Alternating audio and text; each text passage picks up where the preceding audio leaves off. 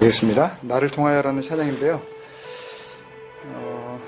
저도 여러 번 불러봤는데 조금 어려워요. 근데 이 찬양에 이 고백에 우리 마음을 같이 담아서 그래서 우리의 믿음의 고백으로 우리가 배우면서 같이 주님 앞에 나아갔으면 좋겠습니다. 다시 한번 찬양하겠습니다. 지금 서 있는 이곳에서 높임을 받으소서. 내가 밟는 땅 주님의 땅이니. 지금 서 있는 이곳에서 높임을 받으소서. 내가 밟는 땅 주님의 땅이니. 하늘이 주의 이름 높이 올리며 하늘이 주의 이름 높이 올리며 넓은 바다가 주를 노래해. 처음부터 할게요. 지금 서 있는 이곳에서 높임을 받으소서. 내가 밟는 땅 주님의 땅이니. 하늘이 주의 이름 높이 올리며 하늘이 주의 이름 높이 올리며 넓은 바다가 주를 노래해. 모든 만물 주를 경배해. 모든 입술 주를 찬양해. 모든 입술 주를 찬양해. 천지를 만드신 만물의 통치자 높임을 받으소서. 내 평생에 주의 이름 높이며 어느 곳에서든지 주님을 예배하리라. 내가 모든 땅 아버지의 영광이 선포돼야 하리. 찬양하며 주님을 예배할 때 하늘 가득한 주의 영광 보리라. 나를 통하여 나의 입술을 인하여 주의 이름 높임을 받으소서. 처음부터 다시 해보겠습니다. 지금 서 있는 이곳에서 높임을 받으소서. 내가 밟는 땅 주님의 땅이니. 하늘이 주의 이름 높이 올리며 넓은 바다가 주를 노래해. 모든 만물 주를 경배해. 모든 입술 주를 찬양해. 천지를 만드신 만물의 통치자 높임을 받으소서. 내 평생에 주의 이름 높이며 어느 곳에서든지 주님을 예배하리라. 내가 밟는 모든 땅 아버지의 영광이 선포돼야 하리. 찬양하며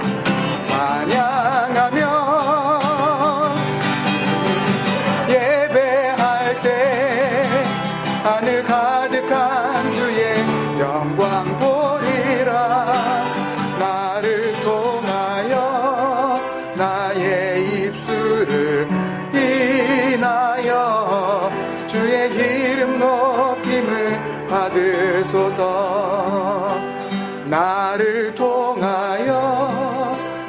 나의 입술을 인하여 주의 이름 높임을 받으소서. 한번 나를 통하여 주를 인하여 주의 이름 높임을 받으소서. 주의 이름 높임을 받으소서. 기도하겠습니다. 사랑하는 아버지, 은혜를 감사합니다. 지난 닷새 동안도 하나님께서 그렇게 우리를 지켜주셨습니다. 찬양할 수 있도록, 예배할 수 있도록, 우리의 삶을 통하여, 우리의 입술을 통하여 하나님의 영광이 드러날 수 있도록 우리에게 임마누엘 하여 주신 것 참으로 감사합니다. 허물 많고 죄로 인하여서 완전히 죽어버린 우리들을 그렇게 살려주셨고, 이제는 세상 그 누구도 감히 넘볼 수 없는 그 믿음 갖게 해주신 것 참으로 감사합니다. 오늘 이 밤도 하나님께서 주실 위에서부터 내려올 그 귀한 은혜를 사모하면서 주님 앞에 달려왔습니다. 한 주간 동안 함께 하셨던 주님께서 이 밤에 우리가 찬양하며 말씀 앞으로 나아가 더욱 기도하는 마음으로 주님 앞에 설 때에 주여 우리를 진리의 영으로 충만케 하여 주옵소서. 우리를 주의 손으로 다루어 주시어서 주님 원하시는 모습, 그 진리의 모습으로 새롭게 하여 주옵소서. 감사하고 예수님의 이름으로 기도합니다. 아멘. 아멘. 우리 같이 인사 나누실까요? 주님의 이름으로 사랑합니다. 주님의 이름으로 사랑합니다. 예. 감사합니다. 우리 한 번 더 이 찬양 주님 앞에 드리면서 주님 앞에 나가겠습니다. 지금 서 있는 곳에서 높임을 받으셔서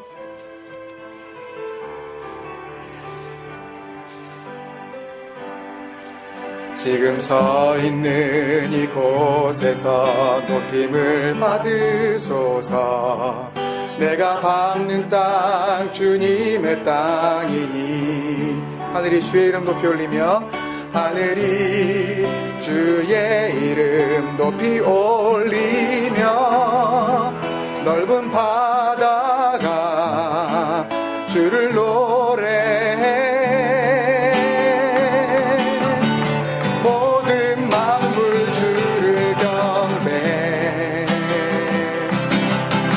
모든 입술 주를 찬양해.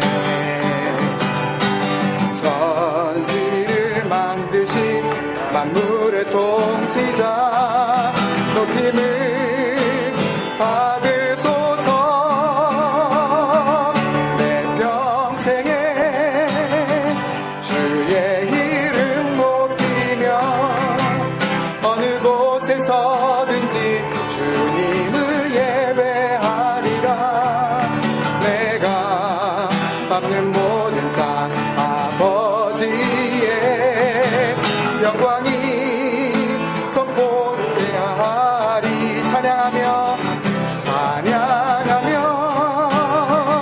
주님을 예배할 때 하늘 가득한 주의 영광 보리라.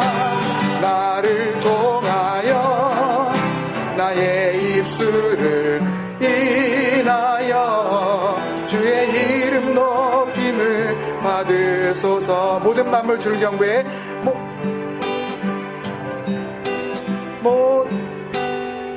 감사합니다. 모든 만물 주를 경배해. 네. 모든 만물 주를 경배해. 모든 입술 주를 찬양해. 모든 입술 주를 찬양해. 천지를 만드신 만물의 통치자 높임을 받으소서. 내 평생에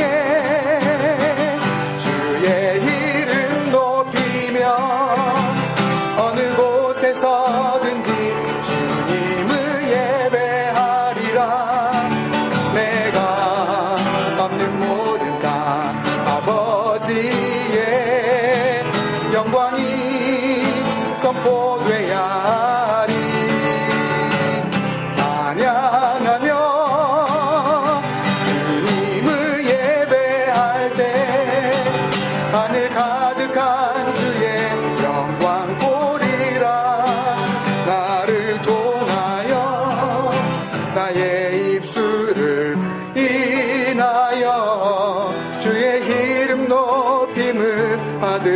받으소서. 나를 통하여 나의 입술을 인하여 주의 이름 높임을 받으소. 나를 통하여 나의 입술을 인하여 주의 이름 높임을 받으소서. 주의 이름 높임을 받으소서. 주의 이름 높임을 받으소서. 주의 이름 높임을 받으소서. 나의 주여 나를 통해 일하소서.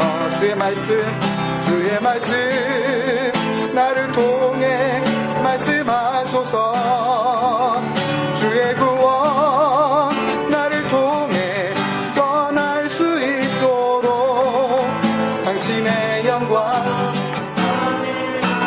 하도록. 주님 나를 통해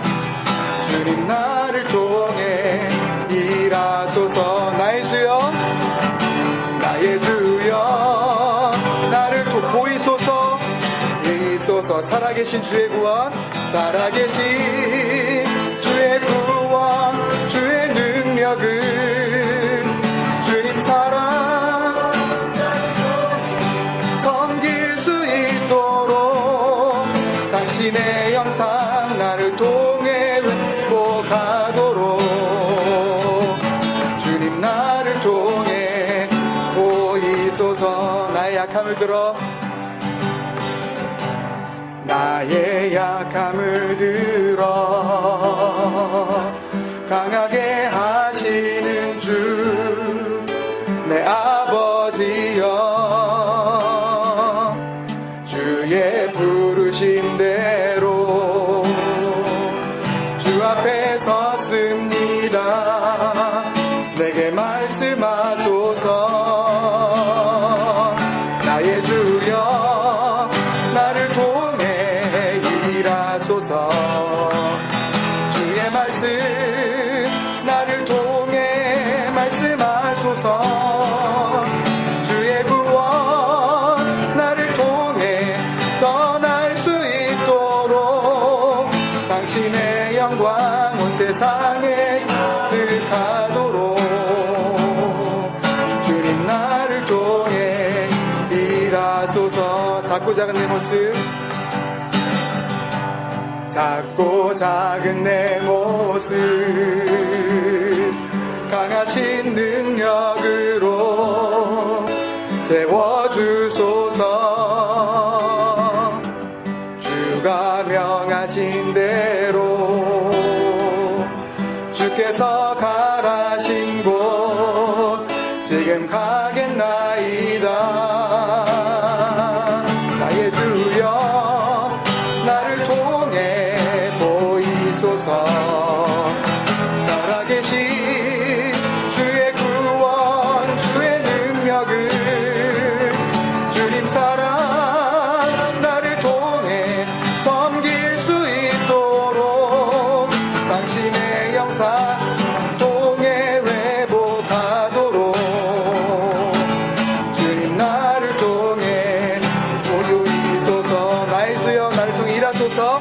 나의 주여 나를 통해 일하소서. 주의 말씀 나를 통해 말씀하소서. 주의 구원 나를 통해 전할 수 있도록 당신의 영광 온 세상에 가득하도록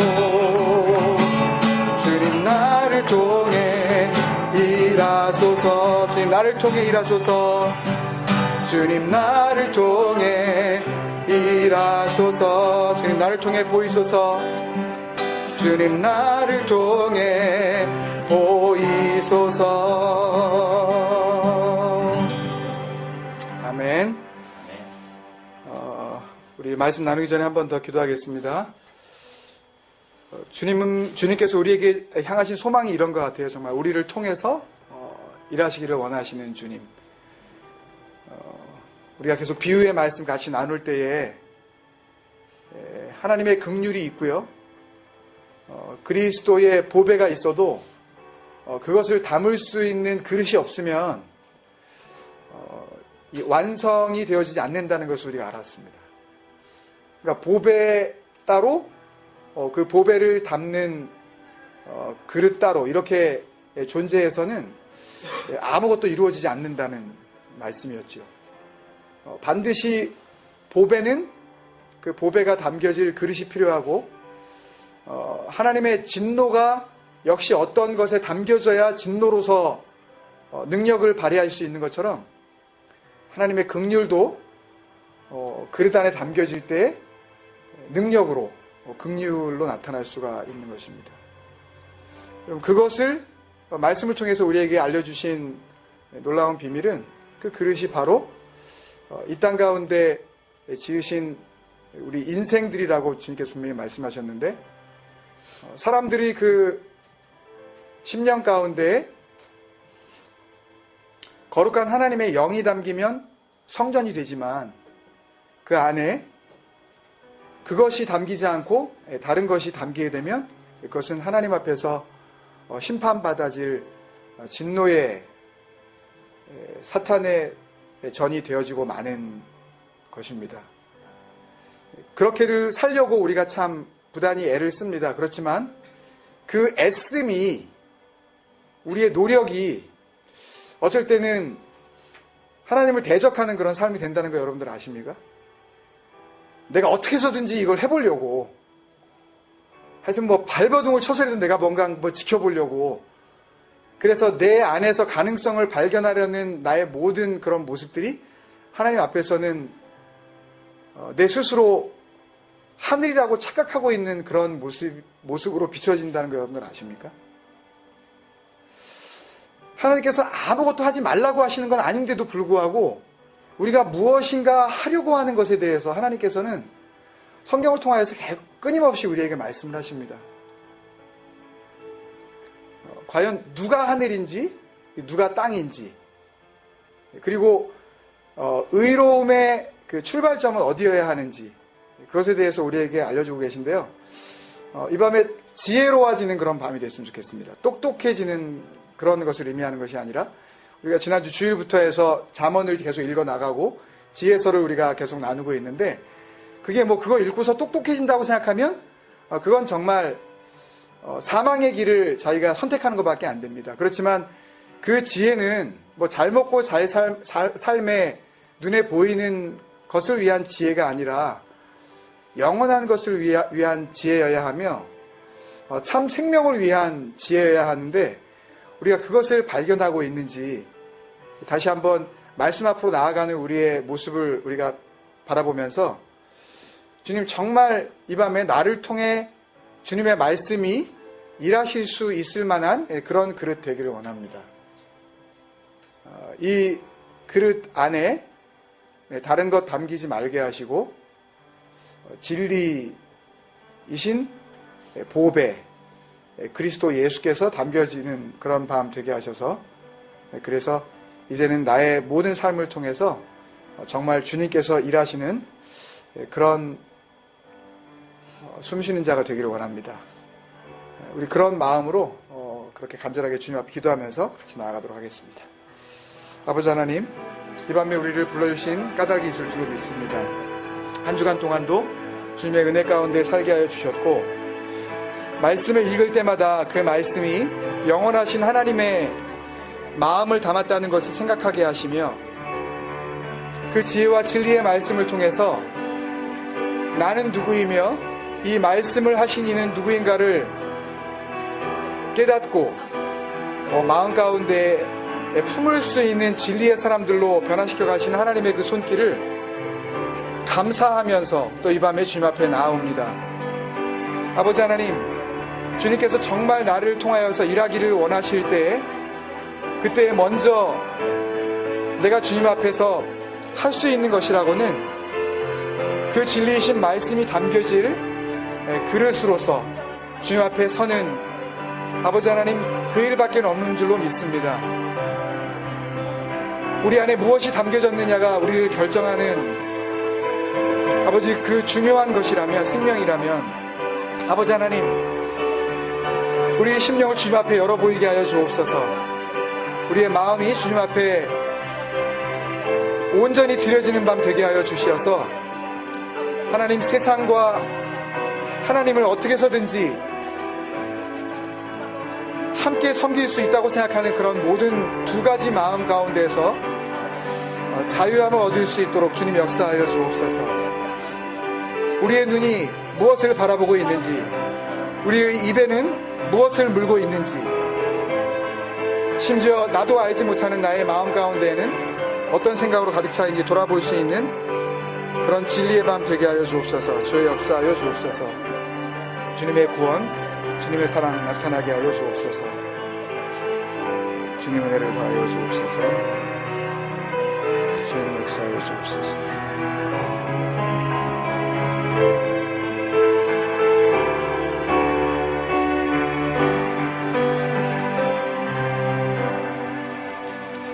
사랑하는 아버지, 은혜를 감사합니다. 이렇게 주님 앞에서 하나님의 그 은혜에 부르심 받은 자들이 모일 수 있게 하여 주신 것 감사합니다. 환경 허락하여 주셨지만 특별히 우리 마음 가운데 이 시간을 거절하지 않도록 인도하여 주신 것 정말 감사합니다. 함께 믿음 안에서 주님께서 기대하셨던 진정한 코이노니아가 이루어지게 하여 주시옵소서. 주님과 함께 교제하며 하나님의 거룩한 성도로서 진정한 교제가 이 시간을 통하여서 나타나게 하여 주시옵소서. 말씀하실 때 들을 수 있는 귀를 허락하여 주시고 우리의 어두운 눈을 밝혀 주시옵소서. 주님 말씀하여 주실 것을 믿사옵고 예수님의 이름으로 감사하며 기도드리옵나이다. 아멘. 오늘 주시는 말씀 같이 찾아서 한 목소리 읽도록 하겠습니다. 신약성경 마태복음 5장 38절에서 42절 말씀입니다. 마태복음 5장 38절에서 42절 같이 읽겠습니다. 마태복음 5장 38절에서부터 42절 같이 읽게요. 시작. 또 눈은 눈으로, 이는 이로 갚으라 하였다는 것을 너희가 들었으나 나는 너희에게 이르노니 악한 자를 대적하지 말라. 누구든지 내 오른편 뺨을 치거든 왼편도 돌려대며 또 너를 고발하여 속옷을 가지고자 하는 자에게 겉옷까지도 가지게 하며 또 누구든지 너로 억지로 오리를 가게 하거든 그 사람과 심리를 동행하고 내게 구하는 자에게 주며 내게 꾸고자 하는 자에게 거절하지 말라. 아멘. 같이 한 번 더 인사 나누실까요? 주님께서 함께 하십니다. 주님께서 함께 하십니다. 주님께서 함께 하십니다.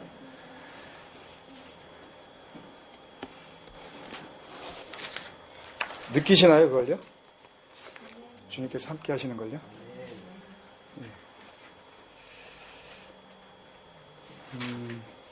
성경에서 크게 시험을 이야기할 때에 전에도 한번 말씀드린 적이 있는데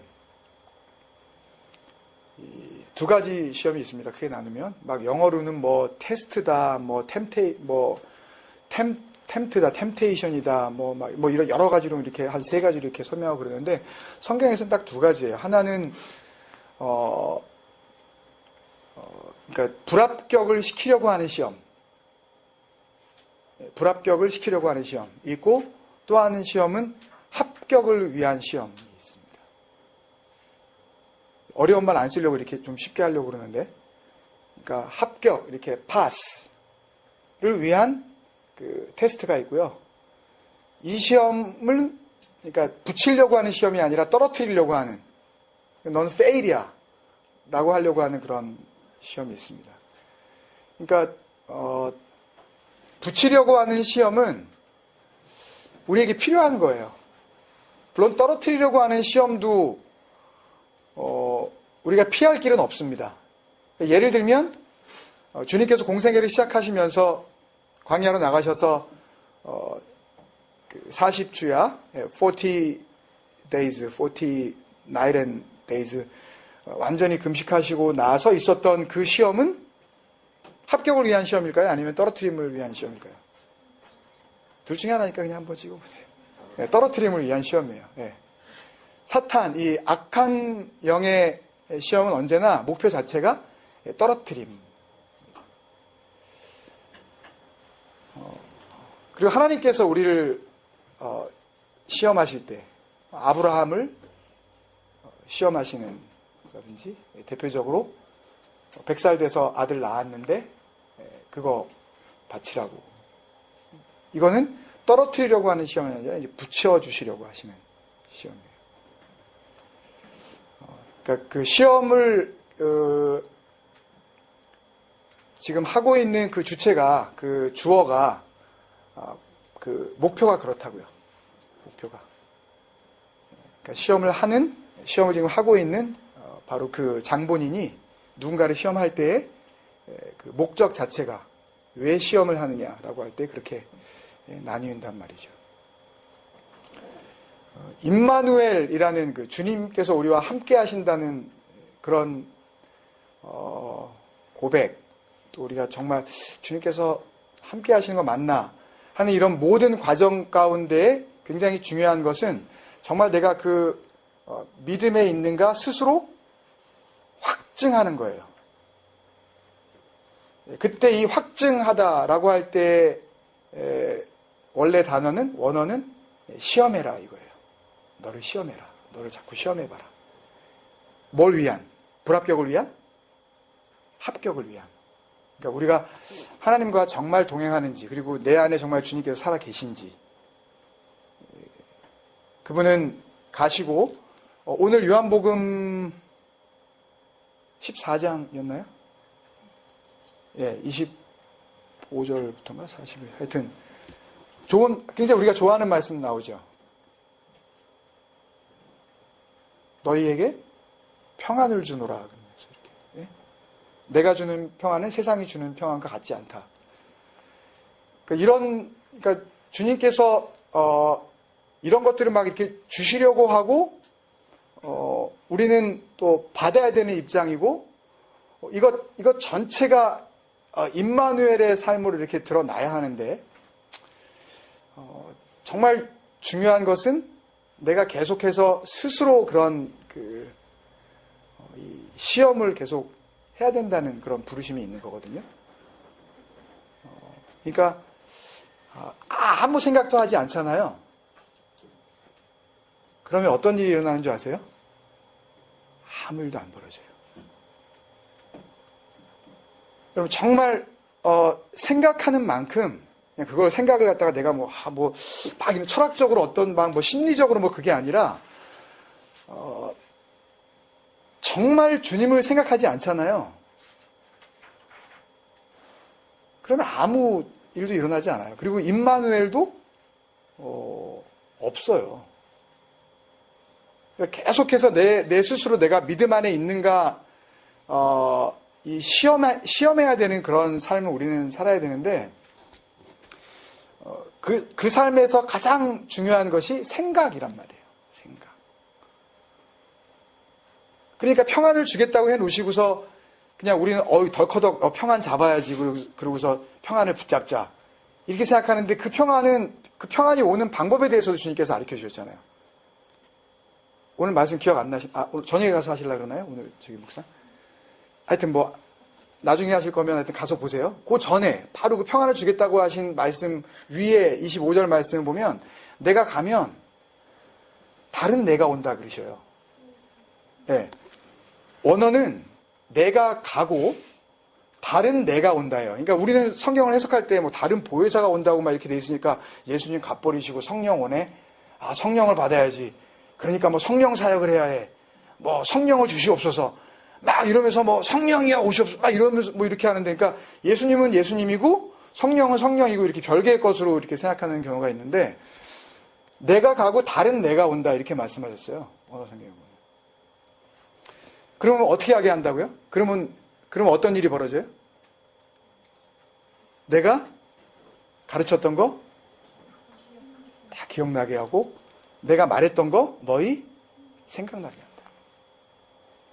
진리의 영이 우리 안에 정말 역사하시기 시작하잖아요. 여러분들 진리 가운데 거하셔요?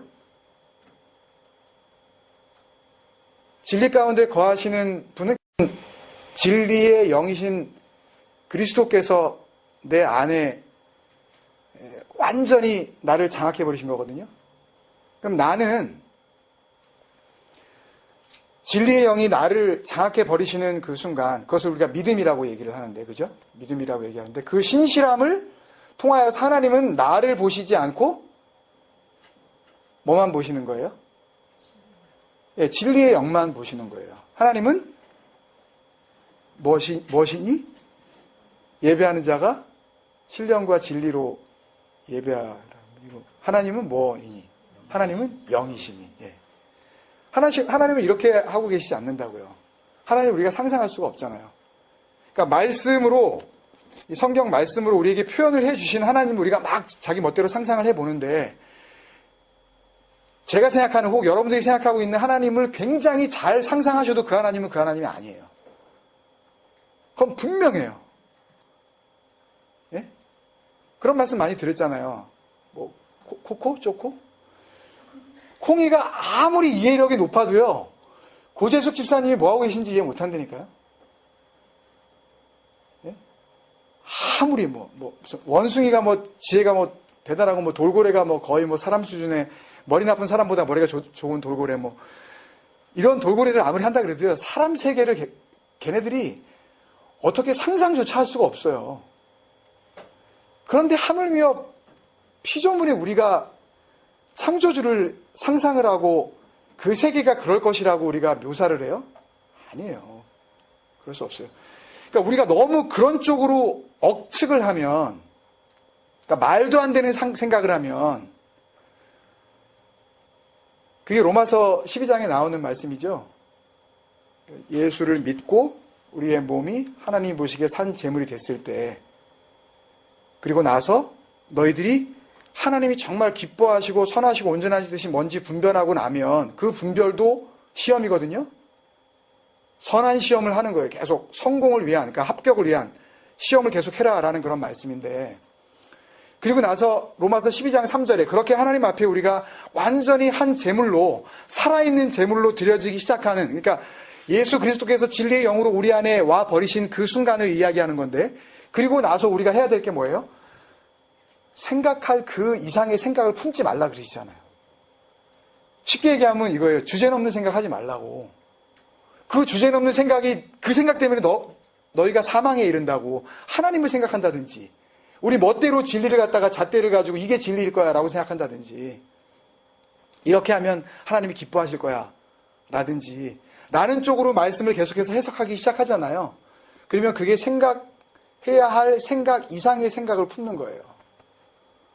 하나님과 원수가 되는 거예요. 그러니까 여러분 잘 생각해 보세요. 그런 생각을 하지 마세요.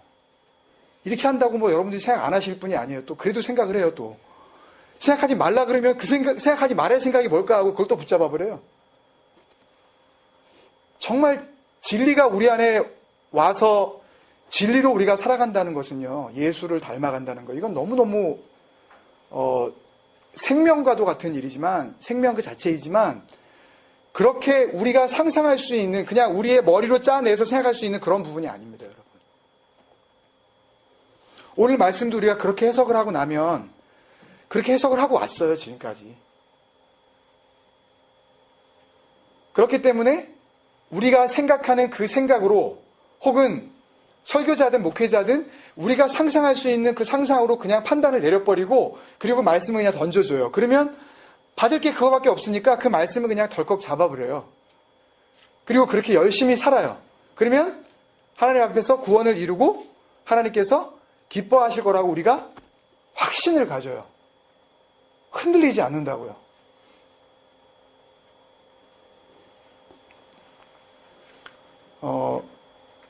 그래서 이 말씀을 이번에 같이 나눌까, 아니면 나중에 이렇게 다른 기회에 좀 나눌까, 사실은 여러 주 동안 고민을 좀 했어요.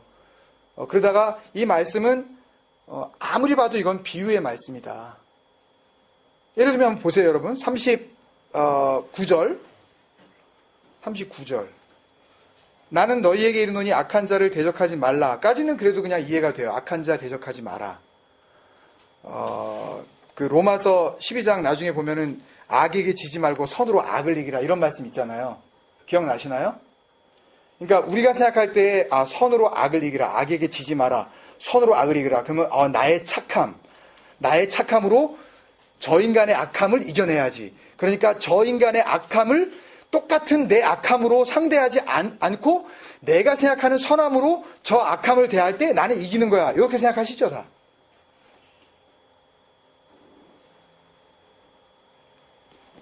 이게 우리의 한계라니까요. 저 사람이 나한테 그렇게 말을 했는데 그런 악한 말은 나는 하지 말아야지. 이러면서 나는 그 인간을 생각하면서 나름 그 인간보다는 선한 나. 그 인간이 나에게 대한 나에게 했던 그 악함이 아닌 그 선함으로 그에게 대해줌으로써 내 안에서 진리가 이기게 되어지는 그 기쁨, 요걸 생각하시죠? 우리는 그렇게 돼 있어요. 선, 그러면 누구의 선? 악함, 그래도 또 그 악함도 누구의 악? 내가 생각하는 악. 저거 악한 인간이야, 저거. 그리고 이렇게 하는 거는, 요건 선한 거야. 우리 이렇게 하고 산다니까요? 이걸 끝까지 붙잡고 주님 앞에 가는 거예요. 근데 이게 어디서부터 출발한 거예요? 창세기 3장에서 먹어버린 거 아니었걸요. 먹을 수밖에 없었어요, 인간은. 왜냐하면 그게 달콤해 보이니까. 여러분들이 저 인간이 악하다, 저 사람은 착해 라고 할 때 그게 달콤해 보여요. 그게 먹음직도 하고 보암직도 하고 어떻게 해요? 얼만큼 탐스러워요? 지혜롭게 할 만큼 탐스러워서 그걸 확 따먹어버리는 거예요. 별 뜻이 아니에요. 그걸 먹으면 내가 그렇게 될 거라고 생각을 하고, 그래서 이게 좋아, 이게 아니야 라고 하는 그거를 내가 너무너무 하고 싶어가지고 평생 그 짓 하고 사는 거예요, 우린요. 쟨 나빠, 쟨 좋아. 심지어는 그걸 어디다가도 갖다 대는 줄 아세요? 하나님에게도 갖다 대요. 그래서 이렇게 하는 하나님은 선하고 좋으신 하나님, 이렇게 하는 하나님은 악한 하나님. 그러면서 성경을 읽으면서 여러분들이 그러죠? 이런 하나님이 다 있어, 이거. 하나님이 이래, 이거 막 죽이고, 애까지 피덩이까지 다 죽여버리려고 그러고. 이러면서 우리가 선악의 기준이 돼버리잖아요, 여러분. 안 그러셨어요? 우리는 안 그랬다고 쳐요. 그런 사람들이 있잖아요, 교회 다니면서도요. 그러면 그 다음에 39절 뒤에 내 오른편 뺨을 치거든 왼편도 돌려대며. 뺨 맞아보신 적 있으세요, 여러분?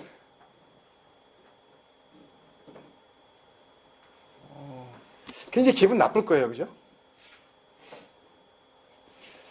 오른편 뺨을 내가 맞으려면요, 상대방이 어떤 사람이어야 하죠? 오른편 뺨을 내가 맞으려면, 오른편 뺨을 맞으려면 이 앞에 있는 사람이 어떤 사람이어야 되냐고요? 왼손잡이. 이 주님께서 왼손잡이 조심하라는 얘기인가, 이거?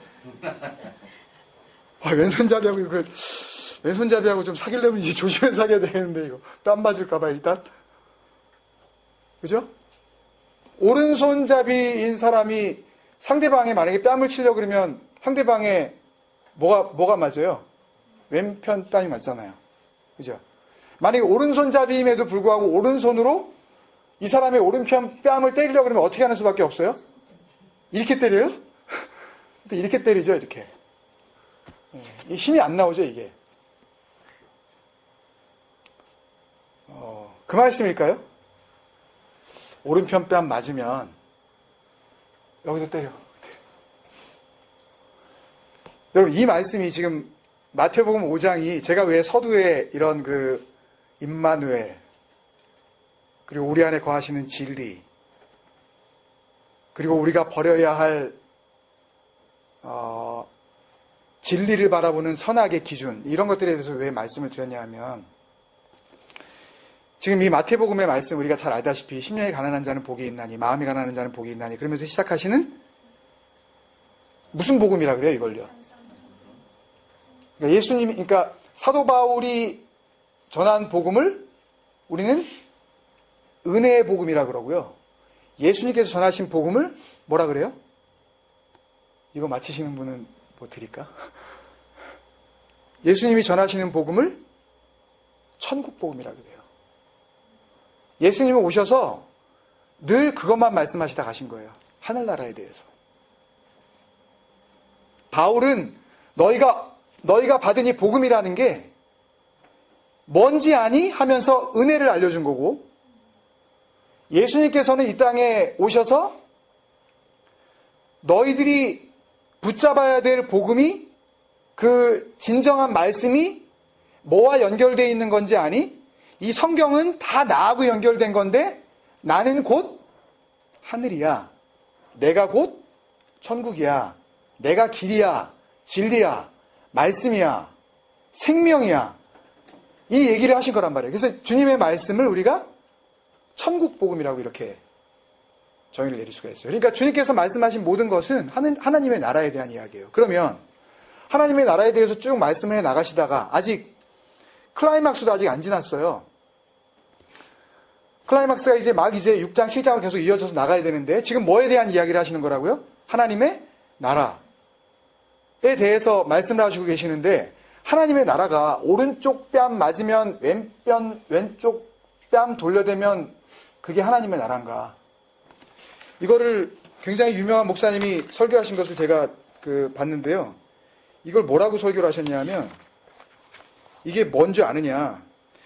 오른쪽 뺨을 맞은 후에 왼뺨을 돌리라고 하신 것은 강자의 주먹에 당당히 맞서라는 명령이다. 산상수훈 듣고 있는 모든 사람들이 다 힘없고 소외받은 그런 사람으로 그냥 결론을 내려버리는 거예요. 산에 올라가서 예수님 말씀 듣고 있는 사람들이 얼마나 할 일 없는 사람들이었겠느냐. 사회에서 소외받고 돈도 없고 가난하고 병자들이 다 정말 그지같이 와가지고 주님 앞에서 지금 말씀을 듣고 있는데 그 사람들이 얼마나 허접한 인간들인지 아느냐. 그 허접한 인간들이 혹 누군가가 자기 오른편 뺨을 갖다 그렇게 비굴하겠다 이렇게 때리면, 그러면 거기서 그냥 멈추지 말고 여기다 한 대 더 때려봐.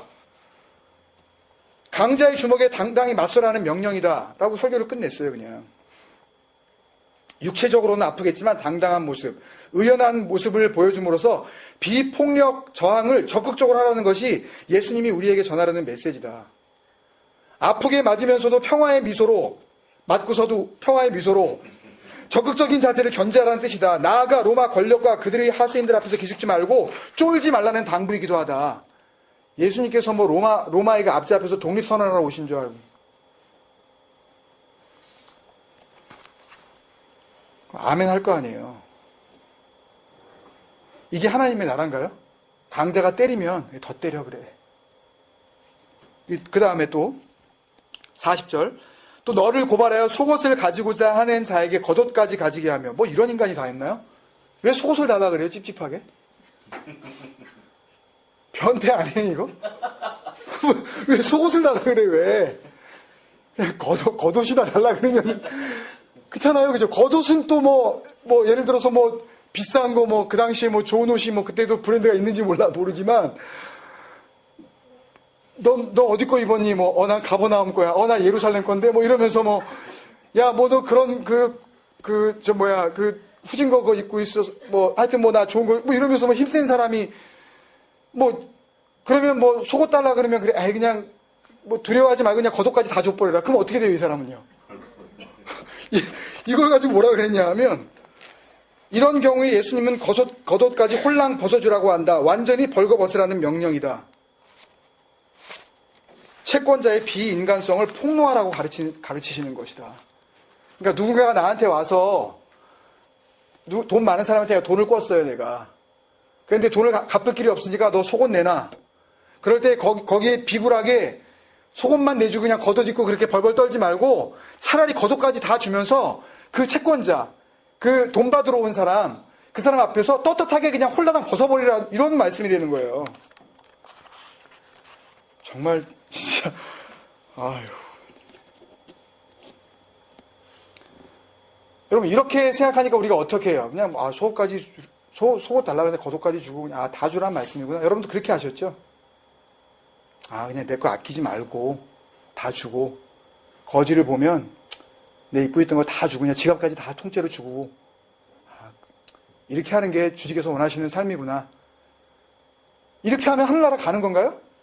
그러면 도대체 뭐예요? 지금 말이 완전히 바뀌었잖아요. 그러면 주님께서는 율법적으로 하나님의 말씀을 어떻게 해서든지 지켜보려는 사람들한테 외식하는 자들아, 이 가면 쓴 인간들아, 이 사탄의 막 이러면서 막 그렇게 하신 거 아니에요? 근데 이제는 또 주님께서 하라고? 그러면 속옷 벗어달라 그러면 겉옷까지 벗어주라고? 끝?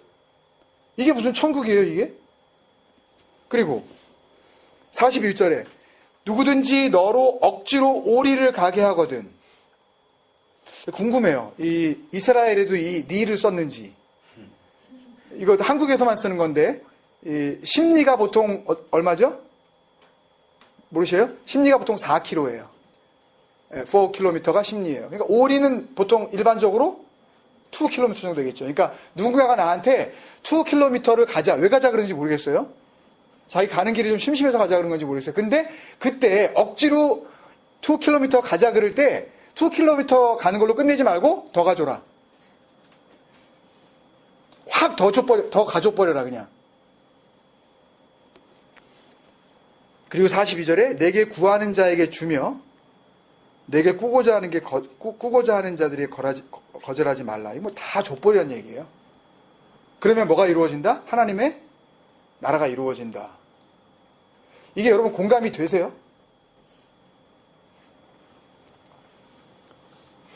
하나님께서 우리에게 진리의 영을 허락하셔야 우리가 진리의 영을 받을 수 있어요. 예를 들어서 성령을 내가 나에게 오시옵소서 그런다고 내가 뭐 어떤 교회에서 그러잖아요. 뭐 성령을 뭐 환영하고 모시고 뭐 어쩌고 막 이러면서 막 그러잖아요. 그러면은 그 성령이 내가 모시고 환영합니다. 막 그러면 성령이 그냥 오는 건가요? 언제나 결정은요. 누가 하셔요? 그분이 하셔요. 어떤 경우에는 내가 오시옵소서라고 하는 이 눈으로 보여지는 나의 초청이나 나의 고백이 그분이 볼 때에는 전혀 초청이나 고백으로 보이지 않을 수도 있는 거예요. 그러니까 전적으로 성령께서 이 진리의 영이 내 안에 거하시느냐 거하시지 않느냐는 물론 나의 문제가 전혀 없는 건 아니에요. 나하고는 전혀 상관없는 일이다 라고 할 수는 없지만 주도권은 누가 가지고 계신 거예요?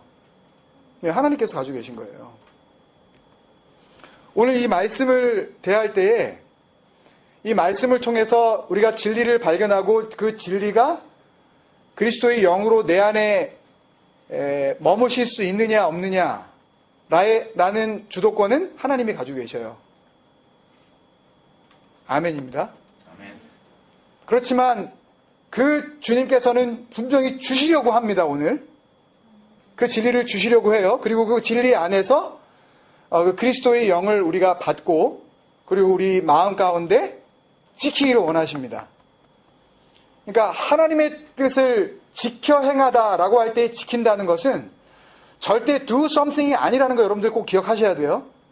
말씀이 이렇게 사랑해라 그랬으니까 원수를 사랑해라 그랬으니까 원수 확 사랑해버려야지 그냥. 그게 아니라고요. 그거하고는 하등 상관이 없어요. 어떤 면들은 그걸 하면 할수록 하나님 앞에서는 더 범죄함이 된다니까요. 너 혼자 그렇게 잘할 수 있어? 너 혼자 힘으로 정말 원수를 사랑할 수 있어? 네가 사랑의 정말 그 근원되는 우리 정말 뱃속에서부터 터져 나와야 되는 그 생명의 물, 그 진리의 그 생명수가 터져 나와야 되는데도 불구하고 네 스스로 얼마든지 사랑의 근원이 될 수 있다고? 라고 하나님께서 우리에게 계속 물으실 수 있다고요. 그러니까 내가 막 하나님의 부르심 받았다 그러면서 여기서 이렇게 있어서는 안 되겠어. 그리고 뭐 가정이고 뭐고 다 내팽개치고 그냥 뭐 예를 들어서 아프리카 어디로 간다. 그럼 하나님께서 아프리카에 가서 그렇게 생명을 바쳐서 도착하자마자 그냥 아프리카 사람들을 위해서 내가 흑사병에 걸리고 막 말라리아에 걸려서 뭐 그 땅에 있는 막 그 전염병에 걸려가지고 내가 그냥 장렬하게 죽어버렸다. 그럼 하나님께서 너 정말 네 인생을 통해서 내가 영광받았다라고만 하시겠냐고요. 여러분 그런 식으로 자꾸만 하나님 앞에서 우리가 우리의 의를 그렇게 구현해내야 된다라고 생각을 하면은요. 우리는 똑같이 바리새인하고 똑같은 삶을 우리가 살아갈 수밖에 없는 거예요. 그게 진리라고 생각하시면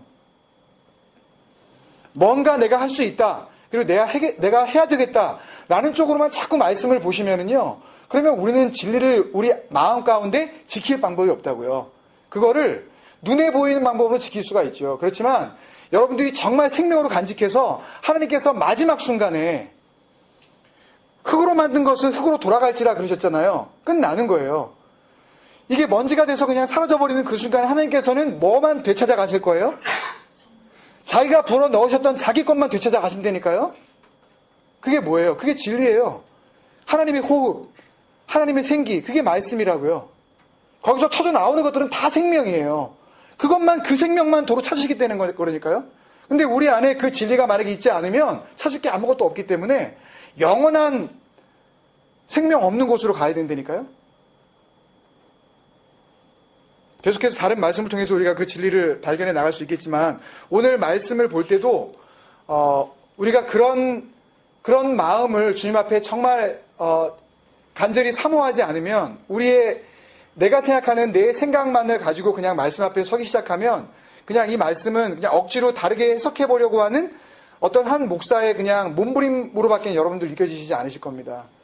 그렇지만 이 가운데에 정말 주님께서 우리에게 진리로 역사하시고, 이제는 내가 아닌 그리스도로 살게 하시려는 부르심이 있다는 것을 발견하시기 시작하면, 그러면 이 안에서 우리가 살고 생명 얻을 줄로 믿습니다. 이런 그 말씀들이 첫 번째 차트 보시면요, 간단하게 차트 3개인데요. 그 3개의 차트만 보고 오늘 말씀 마치도록 하겠습니다. 이것을 우리는 다 이렇게 알고 있습니다. 동해보복법이다. 학문적 용어로 이제 렉스 탈리오니스 이렇게 부르는데요. 그래서 이거를 탈리온의 법칙 이렇게도 부릅니다. 그러니까 탈리온은 뭐냐 하면 보복법이라는 거예요. 보복법. 그러니까 뭐 예를 들어서 누가 이렇게 실수로 내 눈을 다치게 하면 나도 그 사람 눈을 갖다가 이렇게 하는, 이렇게 확 그리고 뭐 이렇게 뭐 어떻게 뭐 일을 하다가 어떻게 내가 손이 잘렸어요. 그러면 뭐 그 사람이 뭐 하여튼 고의대가 됐든 뭐가 됐든 간에 내 손 잘린 사람 그 손 똑같이 해가지고 그 사람도 잘라버려라. 이 말씀이 출애굽기, 레위기, 신명기서에 동일하게 나오는데, 주님께서는 이 말씀을 다시 한번 우리에게 풀어주신 거예요. 출애굽기 21장 22절에서 25절, 거기 한 군데만 제가 한번 찾아서 읽어볼게요. 출애굽기 21장 22절에서 25절. 사람이 서로 싸우다가 임신한 여인을 쳐서 낙태하게 하였으나 다른 애가 없으면 그 남편의 청구대로 반드시 벌금을 내되 재판장의 판결을 따라 낼 것이니라. 그러나 다른 애가 있으면 갚되 생명은 생명으로. 내 애 죽였으면 저 사람 애 죽여버리는 거예요. 눈은 눈으로, 이는 이로, 손은 손으로, 발은 발로. 눈이 다쳤으면 눈 다치게 하고, 내가 이빨 부러졌으면 그 사람도 하나 부러뜨리고, 그 다음에 25절, 된 것은 된 것으로, 내가 뒤었으면 물에 뜨거운 물 하게 여기 내가 이렇게 버닝 됐으면 또 저기 태워버리고, 상하게 한 것은 상함으로, 때린 것은 때림으로 갚을지니라. 때려버려라. 하나님께서 이렇게 말씀을 하셨단 말이에요. 근데 이 말씀을 덜컥 잡아버리네. 누가? 이스라엘 백성들이요. 정말 이렇게 해야 되는 줄 알고. 무슨 말씀인지 알겠어요, 여러분? 이 안에 담겨져 있는 이 말씀을 하시는 하나님의 생각을 읽으려고 하지 않고 문자 그대로 읽어버린다고요. 그 문자 그대로 읽어버릴 때에 그 눈은 누구의 눈이겠어요, 여러분? 이게 글로 쓰여지지 않았고 당시에 모세가 이스라엘 백성들에게 말로 했거든요. 그러면 들려진 대로 자기 귀 그 기준을 가지고 그냥 들어버렸다고요. 그러니까 똑같이 여기에 수백, 수천만 명이 여기 수백만 명이 있어도 각각이 들을 때에 자기 귀로 자기가 들어버리는 거예요. 무슨 말씀인지 아시겠어요? 예를 들어서 어떤 사람은 이를 부러뜨렸으면 정말 이를 부러뜨리란 얘기네? 라고 듣는 사람도 있는가 하면 어떤 사람은 이를 부러뜨렸는데 최악의 경우 내가 이로 했으면 그냥 이까지만 그 이하로 그거보다 좀 약간 좀 가볍게 그 보복을 해라 라는 말씀으로 들을 수도 있는 거고, 사람마다 다 듣는 방법이 다 다르다고요. 뭐에 따라서, 자기 귀에 따라서. 이것을 동해 보복법이라고 합니다. 이것은 성경에만 나오는 것이 아니라 이때 이 고대 근동 지방에, 특히 여러분들이 잘 아시는 그 함무라비 법전, 거기에도 이 이야기가 그대로 나와요. 하여튼 그 당시에 하여튼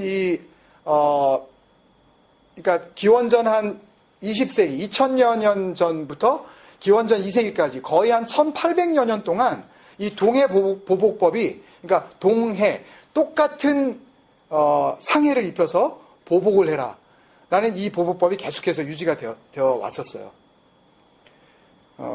이것을 그냥 그렇게 읽고 말 것인가에 대해서 주님께서 이제 말씀을 하시는 겁니다.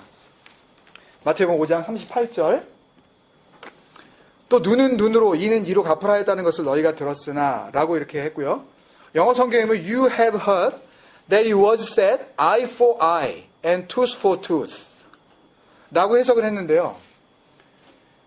제가 이것을 그릭으로 다 이렇게 쓰려고 어떻게 해보다가 뭐 시간도 너무 없었고 일단 직역을 해드리는 게 낫겠다 싶어서 헬라어 성경을 그대로 직역을 했습니다. 마태복음 5장 38절 말씀. 너희들에게 이런 식으로 들렸고 말하여 졌었다. 그게 먼저예요. 그러니까 너희가 들었으나 라고 이렇게 하는 말씀이 원래는 너희들에게 이런 식으로 들렸고 말하여 졌었다. 그러니까 너희들은 이렇게 들었지. 하나님이 이렇게 말할 때 너희들은 이렇게 들었지. 그러니까 하나님의 말씀이 뭐든지 간에 그 말씀의 진의를 생각하지 않고 너희들이 이런 식으로 들었지. 라고 하면서 주님께서 뭐라 그러시냐면 눈은 눈으로, 이게 뭐냐면 눈에 상응하는 눈으로. 창세기 3장 7절은 무슨 말씀이냐면요. 여자가 따 먹었습니다. 먼저 선악을 알게 하는 나무의 열매를. 그리고 남편에게 줬어요. 남자도 따 먹었어요. 그때 이에 그들의 뭐가 밝아져?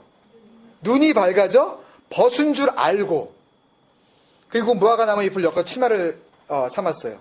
뭐가 생긴 거예요? 자기 눈이 생긴 거죠. 자기 눈이 생겼어요. 선악을 알게 하는 나무의 열매를 먹었더니 뭐가 생겼다고요? 자기 눈이 생겼다고요.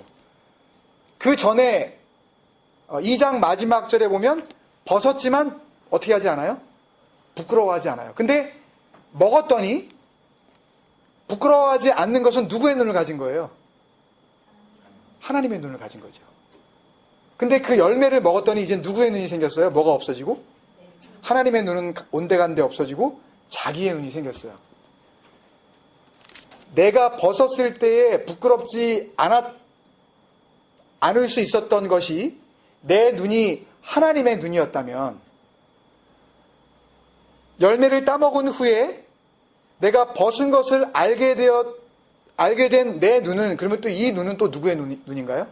이게 바로 지난주에 말씀드린 타피노스 후프소스, 기억나시나요, 여러분? 하늘의 눈이 된 거예요. 내 눈이 여러분들이 뭘 보시든지 그것에 대해서 판단하고 진리에 대해서 진리를 내 뜻대로 붙잡는 그 능력이 뭐냐 하면 내 눈이 하늘의 눈이 된 거라니까요. 무슨 말씀인지 아시겠어요? 그래서 눈에 상응하는 눈으로 라고 하는 이 말씀은 네 눈으로, 네가 보는 눈으로, 뭔가 지금 눈에 상해가 입혀졌어도 그 눈에 상응하는 네 눈으로 네가 보복을 해라 이거예요. 네 눈은 어떤 눈을 가지고 있느냐라고 물으시는 거랑 마찬가지예요. 그건 제가 의역이지만. 그리고 이에 상응하는 이로, 성경에서 이가 나오면은요, 이는 뭘 하는 거죠? 이의 펑션이요?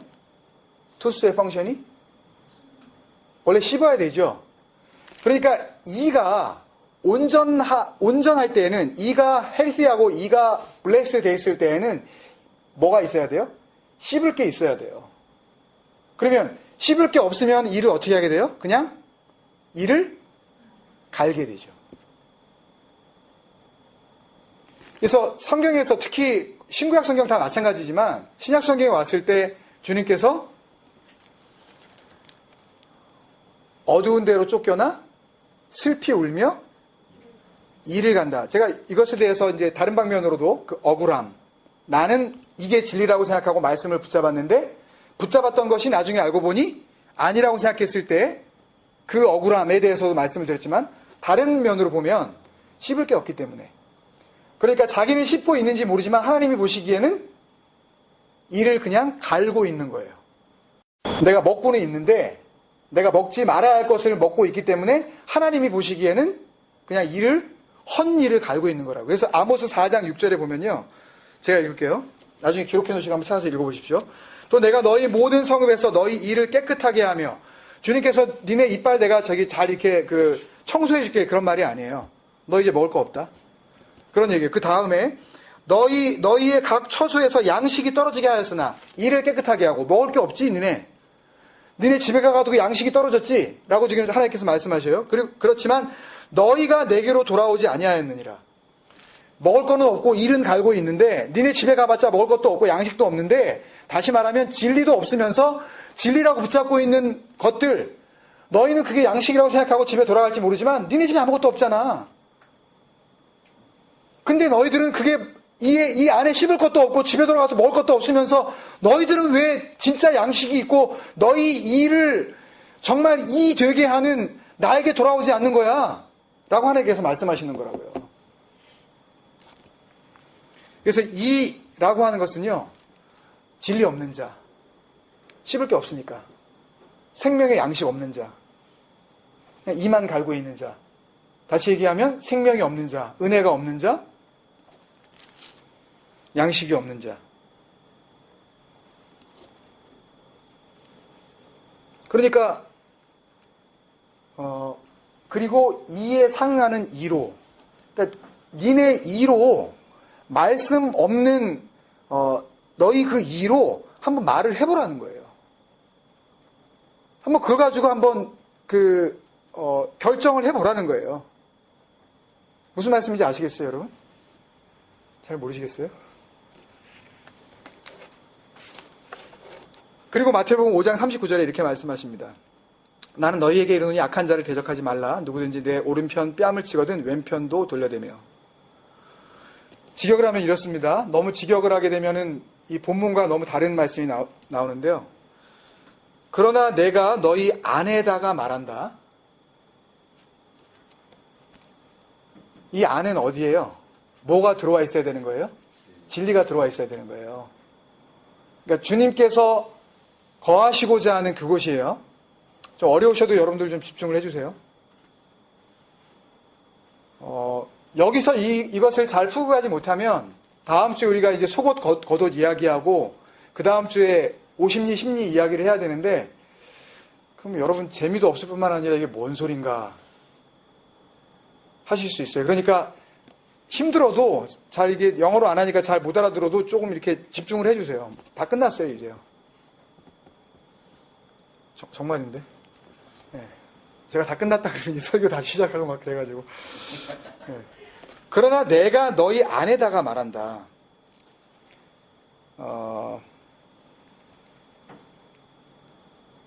이 악한 자라고 하는 이 포네로스라는 단어는요, 율법적으로 계속해서 반복적인 행동을 하는 사람. 그러니까 악한 자가 뭐 나쁜 놈, 뭐 죄를 많이 지은 사람, 그런 의미가 아니고요. 이 포네로스라는 단어를 주님께서 일부러 쓰셨는데, 이 포네로스라는 단어는 율법을 수고로이 지키는 자, 한마디로 얘기하면 율법주의자.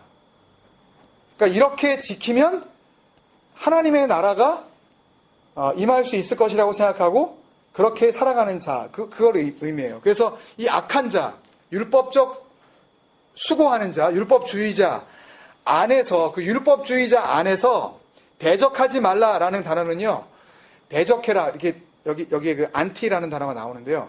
이게 막 가서 싸우라 이런 말이 아니라 확고부동하게 서는 것을 반대해라.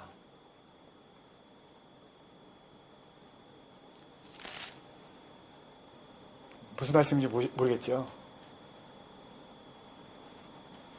누가 이렇게 하고 있어요? 누가 이렇게 하고 있어요? 모든 사람이 다 이렇게 하고 있어요.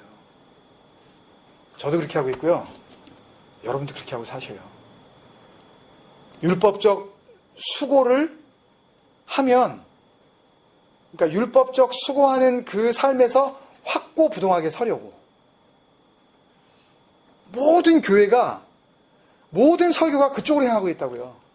이걸 한번 잘해보자, 한번 우리가. 하는 데까지 한번 해보자. 안 되면 말고. 근데 성경에 그런 말이 어디 있어요? 하는 데까지 해보자. 심지어 하나님은 내가 온전하니 너희도?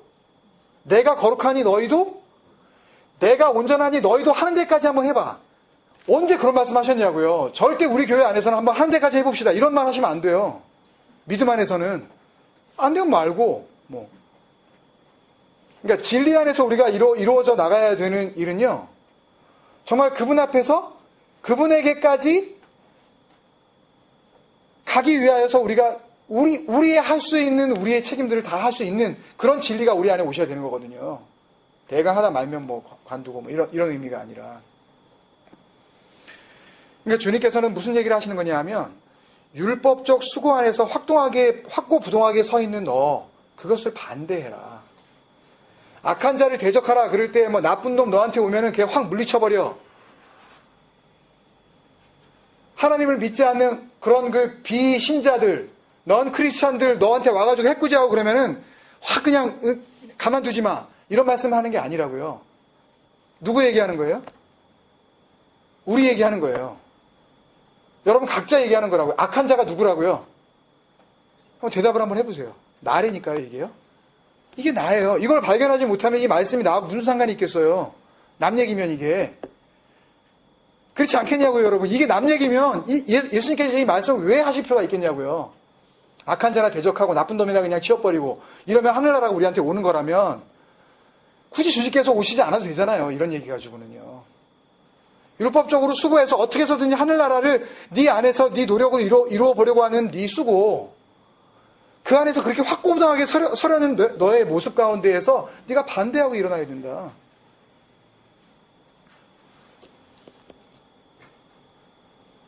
여기 그 오른편 뺨이라고 되어 있는데요. 오른편이라는 right hand side 이런 말이 전혀 없어요. 다음 구절에. 그래서 이것을 그렇게 해석하면 안 되는 겁니다. 그러니까 그러나 무엇이든지 누구든지 무엇이든지 뭐 다 같은 표현인데요. 무엇이든지 너를, 그러니까 right hand 그런 오른쪽 왼쪽의 그런 의미가 아니라 이 오른 얼굴로, 여기에 나오는 덱시안 시아고나라는 이 시아고나라는 단어는 칙이라는 것은 맞아요. 요 얼굴, 요 전면을 의미하는 것은 맞습니다. 근데 이 주님께서 언제나 이 칙, 발음을 갖다 CHEK, 이걸 칙이라고 하면 안 된다 그러대. cheek. 예, cheek. 그러니까 굳이 하면 뺨은 맞긴 맞아요. 그렇지만 얼굴을 의미하는 거예요. 얼굴 그리면 여러분 생각나시는 사건 떠오르시지 않습니까? 예, 파님 엘. 하나님이 나타나셨다. 하나님의 얼굴이 드러났다. 라고 할 때 그 파님이라는 단어가 히브리 성경에서 나오는 그 파님, 얼굴이라는 단어가 바로 이 시아고네라고 하는 이 cheek, 이 뺨이라는 단어, 같은 단어예요. 그러니까 결국은 오른 얼굴이 드러날 것이다. 오른 얼굴이 뭐겠어요? 얼굴 중에 오른 얼굴은 어떤 얼굴밖에 없어요? 하나님의 진리의 얼굴밖에 없다고요. 그러니까 그렇게 제가 의역을 좀 한 거예요. 너를 오른 얼굴로 여기서 때린다, 치다 라고 하는 것을 책망하다. 디모데후서 3장 16절에 너무 어려워져서 죄송합니다. 모든 성경은 하나님의 감동으로 된 것으로 뭐예요? 예, 책망과. 바로 그 단어예요. 여기서 오른편 뺨을 치거든 라고 할 때 그게 치거든이 뭐 때려라 이게 아니라 고발하거든. 이게 잘못됐다고 알려주거든. 책망하거든. 그것을 비난하시거든. 너 그거 아니야 라고 알려주시거든. 이 오른 얼굴이 결국 뭐겠습니까? 진리의 영이죠. 예수님이 오신 다음에는 진리의 영으로 임하시는 그리스도의 얼굴을 의미하는 것입니다. 예수의 얼굴 말고요. 뭐 눈밭에 뭐 이렇게 뭐 사진을 찍었더니 뭐 예수의 얼굴이 드러났다 뭐 이러고 뭐 구름에 갖다 찍었더니 뭐 이렇게 예수님 얼굴 비슷하게 뭐 수염 그런 거 가지고 여러분들 자꾸만 현혹되지 마시고요. 그게 무슨 소용이 있어요. 그런 육체적인 그런 얼굴이 아니라니까 이건요. 진리로만 느낄 수 있는 그 얼굴이라는 이야기예요. 그거는 뭐 만질 수도 없고 표현할 수도 없어요. 이건요. 그걸 이야기하는 거예요. 표현할 수 없는 그 옳은 얼굴. 그 옳은 얼굴로 책망을 하면 그 다음에 왼편도 돌려대며 라고 해석했는데 여기 왼편이라는 단어는 아예 없어요. 성경에. 어떻게 되어 있냐면 그 안에서 변화시켜라. 역시 그 다른 이로. 그러니까 여기서 오른쪽이라는 뭔가 단어가 나온 것 같으니까 해석을 할 때 해석하는 번역하는 사람들이 이것을 번역을 하면서 오른쪽 얘가 나왔으니까 그 다음에 왼쪽 그냥 해버리자. 이렇게 그냥 해석을 해버린 거예요. 그냥. 왜 그 다음에 뭐 속옷 겉옷 나오고 그 다음에 오리 심리 뭐 그냥 막 이렇게 막 해석을 막 해 나가기 시작을 하니까 간편하게 그냥 오른편만 때리면 그냥 왼편만 이렇게 그냥 해석을 하자라고 한 거지 왼쪽이라는 단어는 아예 여기 없다고요. 그러니까 성경 자체예요. 그 안에서 변화시켜라. 어디 안에서? 그 옳은 얼굴이 뭐가 틀렸는지 그것을 책망해 주시면 그 안에서 그 진리의 얼굴 안에서 변화시켜라. 뭐를? 지금까지 율법적으로 얼마든지 하늘나라를 구현해낼 수 있다고 생각했었던 네 마음을 변화시켜라. 그 안에서 변화시켜라. 역시 그 다른 이로.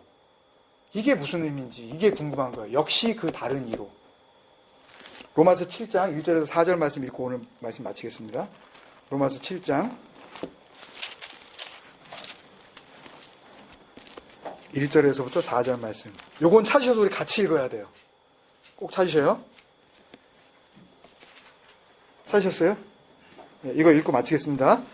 시작. 형제들아, 내가 법 아는 자들에게 말하노니 너희는 그 법이 사람이 살 동안만 그를 주관하는 줄 알지 못하느냐. 남편 있는 여인이 그 남편 생전에는 법으로 그에게 매인바 되나 만일 그 남편이 죽으면 남편의 법에서 벗어나느니라. 그러므로 만일 그 남편 생전에 다른 남자에게 가면 음녀라. 그러나 만일 남편이 죽으면 그 법에서 자유롭게 되나니 다른 남자에게 갈지라도 음녀가 되지 아니하느니라. 그러므로 내 형제들아 너희도 그리스도의 몸으로 말미암아 율법에 대하여 죽임을 당하였으니 이는 누구요?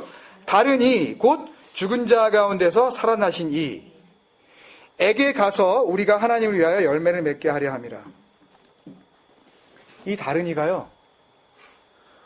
율법이 되어져서 십자가의 죽으심으로 말미암아 율법을 완전히 폐하시고 이것을 완성이라 그러셨죠. 주님께서는 율법에 대하여 율법으로 죽어버리시고 바로 그 이. 더 이상 이제는 율법이 율법되게 하지 아니하시는 바로 그 이. 죽은 자 가운데서 다시 살아나신 이. 이거는 예수예요? 아니면 누구예요? 그리스도입니다. 그러니까 예수로 끝나는 것이 아니라 육체적인 그 피지컬한 예수로 끝나는 것이 아니라 죽음 가운데에서 다시 살아나신 이. 그게 누구예요? 오늘 요한복음 14장 여러분들이 읽으실 때에 내가 가면 내가 다른 나를 보내줄게 할 때 그가 바로 누구예요? 바로 이 다른 이예요. 이 다른 이가 성령으로 우리 안에 오셔서 이제는 눈에 보이는 육체적인 예수가 아닌 율법을 완전히 완성하신 진리의 영으로 우리 안에 들어와 버리시겠다는 거예요. 그러면 우리가 뭐가 돼요? 우리가 그리스도가 돼요. 우리는 아니에요. 우리는 아닌데 하나님이 보시기에 우리가 뭐라고요? 아들이 된다고요. 그때 비로소 하나님께서는 내 아들 맞다 그러시는 거예요. 그때 구원이 이루어진 겁니다, 여러분. 그렇게 이루어진 상태에 살아가는 사람들은 죄를 짓죠. 죄를 져요. 범죄함이 있어요. 그런데 하나님께서는 완전히 아들의 영이 들어가 버린 그 삶을 보시고 너 범죄하지 않았어 라고 해버리신다니까요. 할렐루야. 무슨 말씀인지 아시겠어요, 여러분? 오늘 이 말씀은 예수님께서 당신이 하실 이야기를 하신 겁니다. 내가 율법을 통해서 하늘나라를 구현하려고 했었던 너희, 그거 내가 다, 그 수고 내가 다 자유롭게 해줄게.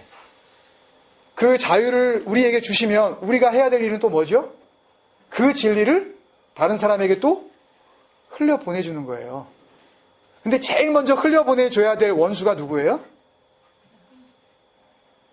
그래서 하나님께서 말씀하실 때 예수 그리스도를 통하여 이웃을 사랑하라 그러실 때 뭐처럼? 자기 자신을 사랑하듯이 이웃을 사랑하라. 내가 나를 먼저 용서하지 않으면, 내가 먼저 주님 앞에서 그 진리의 영으로 내가 살아나지 않고서는 아무리 내가 이거 예수님 사랑 맞아 라고 하고 어떤 아프리카 아마존 가서 어떤 수고를 하더라도요, 그것은 하나님 앞에서 가증스러운 일이라니까요. 아무것도 하지 않았는데도 불구하고 하나님께서 너 경건해, 너 의로와, 너 지금 믿음이야, 너 내 아들 맞아 라고 하시는 이유는 이 한 가지밖에 없어요. 그리스도가 내 안에 들어와서 이제는 내가 사는 것이 아니요 정말 그리스도께서 사신 것이 됐을 때, 말씀을 볼 때 이제는 두 마음으로 보지 않고 정말 진리이신 그 그리스도의 눈으로 보기 시작할 때, 그것이 구원의 완성, 그것이 구원의 이루어져감이라고 성경 우리에게 알려주고 계시는 거라고요. 여러분, 우리 말씀 기억하면서, 생각보다는 좀 말이 길어졌지만 같이 기도하는 마음으로 오늘 말씀을 다시 한번 우리 마음에 한번 새겼으면 좋겠습니다. 간단한 것 같지만 결국 간단한 말씀은 아니었지만, 저 나름대로 이 말씀을 최대한 쉽게 여러분들에게 풀어드리려고 하여튼 뭐 저 나름대로는 애썼습니다. 그렇지만 제 설명으로는 뭔가 다 마음 가운데 와 닿지 못한 그런 부분들이 있으실 수 있으실 거예요. 내일 또 구역 예배 나눠야 되는데 나누시면서 또 그 나눔 가운데 하나님께서 진정한 코이노니아는 먹고 마시는 게 아니라 그랬죠? 믿음 안에 있는 자들만이 누릴 수 있는 교제가 코이노니아예요. 그 가정교회 예배가 진정한 코이노니아 되기를 정말 간절히 원합니다. 우리 그런 마음으로 오늘 이 자리에 오셨던, 혹 오시지 않았던 나눔 가운데 진리가 그렇게 흘려지게 하여 주옵소서. 혹 우리 마음 가운데 분명히 새겨지지 않은 진리가 있었다면 그 코이노니아를 통해서 다른 이에게 먼저 분명하게 흘려주신 그 진리의 영이 또 다른 우리 지체들에게 흘려지는 그 이웃사랑의 능력이 가정교회 예배를 통하여서 나타나게 하여 주옵소서. 우리 같이 한번 기도하시면서 나아가겠습니다. 아버지 하나님, 간절히 기도합니다. 아버지 하나님, 말씀을 통하여서 진리를 깨닫게 하시고 주님께서 이 말씀을 통하여서 우리에게 영원한 생명, 참된 자유를 주시려고 하셨다는 것을 절대 잊지 말게 하여 주옵소서. 말씀을 보기만 하면 내가 하늘이 되어 내가 보는 눈으로 이게 은혜 맞아, 이게 진리 맞아, 이게 생명 맞아 라고 그렇게 붙잡아 버렸었던 그 수많은 악한 자들, 내 안에 그 모든 율법적 수고들이 주님께서는 가셨지만 다시 그 주님께서 또 다른 주님으로 이 땅에 오신 그 진리의 영을 우리 마음 가운데 분명히 모심으로 말미암아 이제는 내 생각으로 그 모든 것들을 생각하지 아니하며 생각하게 하시는 그 진리의 영, 생각의 영, 참된 마음의 영, 그리스도의 영을 받아 누리는 그런 진정한 구원의 삶 살게 하여 주시옵소서. 내일 또 가정교회로 우리 모입니다. 주일날 드려지는 예배만이 예배가 아니라 청년교회를 통하여, 그 나눔을 통하여, 또 가정교회를 통하여 그 장소가 어떠하든지 간에 모든 상황 속에서 역사하시는 그 진리의 영의 인도하심을 받아 그 믿음 안에서 참되게 교제하는 진정한 코이노니아가 이루어지게 하여 주시옵소서. 모두가 인도자가 돼 하나님께 받은 그 진리의 은혜를 서로에게 나누어 줄 수 있는 참된 사랑의 교제 되게 하여 주시옵소서. 주님 감사합니다.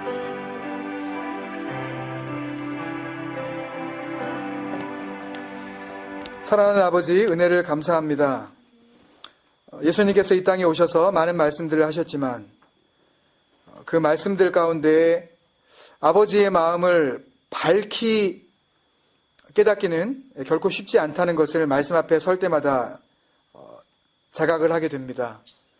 그럼에도 불구하고 주님께서는 우리에게 말씀을 대할 때에 깊이 생각하라 그렇게 부르셨습니다. 그저 우리의 그 인간적인 잣대를 가지고 하나님의 말씀을 그렇게 분별하지 말게 하여 주시옵시고 어떻게 하서든지 주님께서 이 말씀을 통하여서 아버지의 마음, 주님의 마음, 그 진리의 마음을 주시려고 했었던 아버지 그때를 돌아가 주님의 그 놀라우신 계획들을 우리 마음에 품을 수 있는 하늘의 지혜를 우리들에게 허락하여 주시기를 간절히 소망합니다.